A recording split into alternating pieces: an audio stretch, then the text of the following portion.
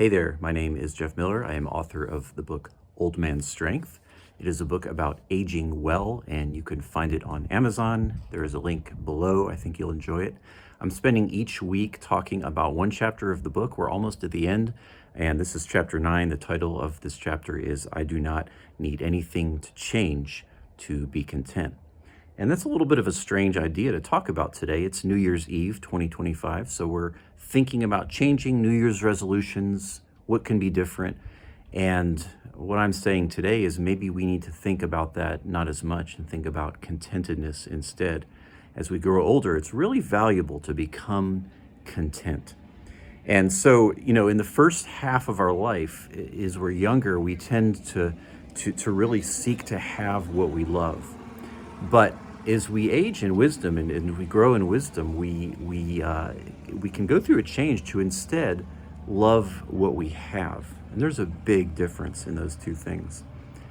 I have a little brother. His name is Eric. He passed away about 5 years ago. In his late 30s, he discovered he had a very aggressive lung cancer, and he was very healthy. He was a runner, very thin, and but these things happen, and it was very tragic.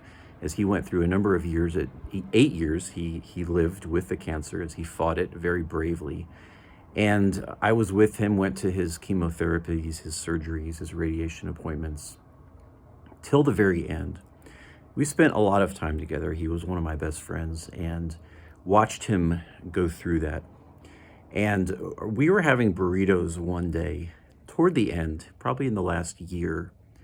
And I remember just talking about the cancer, and even he would even joke about it, which was his nature. And we were ordering the food at this restaurant, and afterward, I sat down and we sat in our booth, and he was very jovial and funny, and always cutting up with the people at the restaurant. And I said to him, I said, Eric, you really just, it seems like this cancer has really just caused you to be thankful and appreciate things and be happy and even kinder to people, which was very true. He looked at me and he said, Jeff, you don't need cancer to make you thankful for each day. I really took that to heart and remembered that. And, gratitude is a hard thing. Contentedness is a hard thing because in our culture, in our first world culture especially, we're so addicted to novelty, to stimulation, to spectacle, and wanting things that fascinate us and move us and make us feel something, all the while not being able to often enjoy what we have right in front of us. And that really leads to a discontentedness. And I think we have to be really careful because ambition is a good thing, especially if you're young. And when we're young, we need to conquer and accomplish and seek adventure and take risks.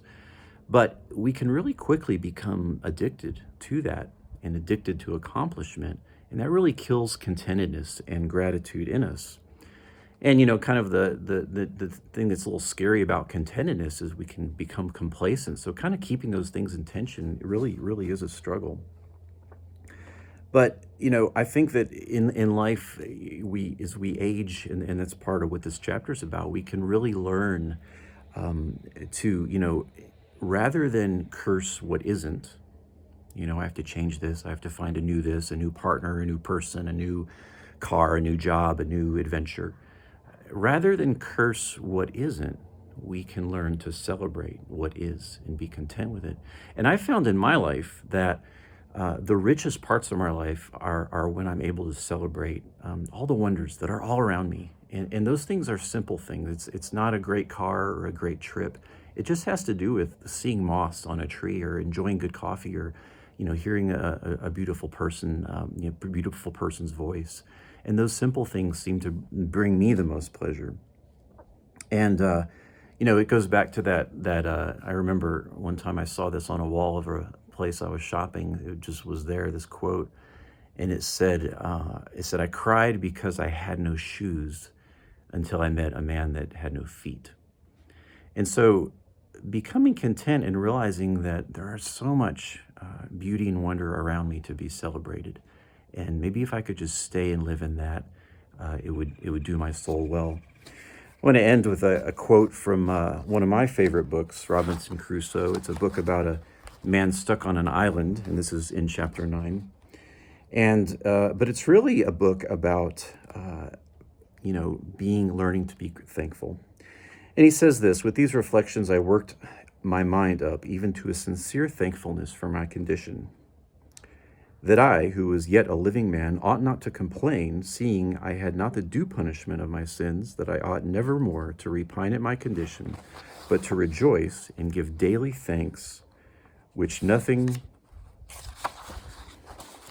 but a crowd of wonders could have brought, that I ought to consider that I had even been fed by a miracle. Thankfulness, contentedness. I do not need anything to change to be content. Old Man's Strength, a book about aging well. Check it out on Amazon. I think you'll enjoy it. Appreciate you watching this piece, and God bless you.